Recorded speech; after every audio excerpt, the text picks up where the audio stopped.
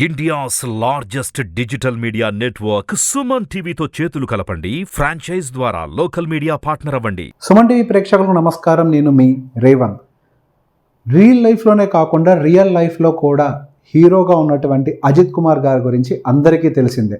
సహజంగా మనం సినిమాల్లోనే చూస్తూ ఉంటాం, మల్టీ టాలెంట్స్ ఉండటము, ఎన్నో వాటి మీద ప్యాషనెట్గా వర్క్ చేయటము అనేది. అటువంటి ఒక పర్సనే అజిత్ కుమార్ గారు. పైలట్ లైసెన్స్ కలిగినటువంటి ఒక హీరో ఈ అజిత్ కుమార్ గారు. బైక్ రేసర్గా అందరికీ పరిచయమే. ప్రపంచం అంతా కూడా బైక్ మీద ప్రపంచాన్ని చుట్టూ వచ్చినటువంటి ఈ అజిత్ కుమార్ గారి గురించి కూడా రీసెంట్గా చాలా న్యూస్లో వింటూనే ఉన్నాం. రీసెంట్గా ఇండియన్ ఆర్మీ అజిత్ కుమార్ గారి దక్ష టీంకి దాదాపుగా 200 డ్రోన్స్ని ఆర్డర్ ఇచ్చిన విషయం అటు సోషల్ మీడియాలో చాలా సర్క్యులేట్ అవుతోంది. అండ్ చాలామందికి ఒక రకంగా ఇది కన్ఫ్యూజన్గా కూడా ఉంది. ఇంత హ్యూజ్ కాంట్రాక్ట్, దాదాపుగా 170 కోట్ల కాంట్రాక్ట్ని అది అజిత్ గారి టీంకి ఎందుకు ఇచ్చారు అన్న దాని గురించి. అయితే దీని గురించి ఒక చిన్న అనాలిసిస్ ఏంటో మనం చూద్దాం.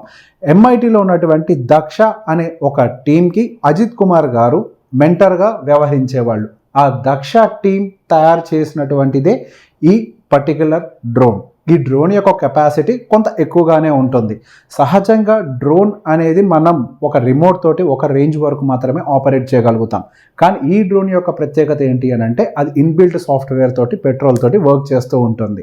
అండ్ 2020 కోవిడ్ హిట్ అయినప్పుడు చాలా మారుమూల ప్రాంతాలకు మెడిసిన్ సప్లై చేయటం కానీ, ఫుడ్ సప్లై చేయటం కానీ, ఇటువంటి వాటి విషయంలో ప్రభుత్వాలే చాలా రకాలుగా విఫలమయ్యాయి.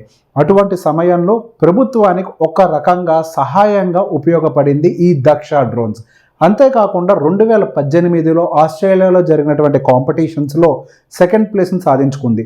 2019లో ఇండియాలో మొదటి స్థానాన్ని సాధించుకుంది. ఇటువంటి సహాయ సహకార్యాలను కూడా, అంటే సహజంగా ఒక డ్రోన్ అంటే ఒక చిన్నటిగానే ఉంటుంది, కానీ ఈ డ్రోన్ యొక్క ప్రత్యేకత ఏంటి, అది మెడిసిన్స్ని, ఎటువంటి హెల్ప్నైనా కానీ కొన్ని రిమోట్ ఏరియాస్కి డెలివర్ చేయడానికి ఉపయోగపడే విధంగా డిజైన్ చేయబడింది. సో ఇండియన్ ఆర్మీ బార్డర్స్లో ఉన్నటువంటి ఏరియాస్లో, అటువంటి ఏరియాస్లో ఏదైనా మెడికల్ హెల్ప్ సప్లై చేయాలన్నా, లేదా నిఘా వ్యవస్థకు అయి ఉండొచ్చు, ఇట్లా అన్ని వ్యవస్థలకు కూడా ఉపయోగపడే విధంగా ఇండియన్ ఆర్మీ ఆలోచించి దాదాపుగా 200 డ్రోన్స్ని మన అజిత్ కుమార్ గారి దక్ష టీంకి అయితే ఆర్డర్ ఇచ్చింది. ఒక రకంగా చెప్పాలి అని అంటే అటు ఇండియన్ ఆర్మీ ఏదో అంటే బయట దేశాల నుంచి ఈ టెక్నాలజీస్ని ఇంపోర్ట్ చేసుకోవడమే కాకుండా ఇండియాలో ఉన్నటువంటి ఈ న్యాచురల్ టాలెంట్స్ని ఎంకరేజ్ చేసే విధంగా అజిత్ కుమార్ గారి టీంని ఎంకరేజ్ చేయడం చాలా ఆనందదాయకం. అలానే కాకుండా ఇది ఒక రకంగా చెప్పాలంటే మన ఇండియన్ స్టూడెంట్స్లో ఎంతో ఒక కొత్త హోప్ను కూడా క్రియేట్ చేస్తూ ఉంటుంది.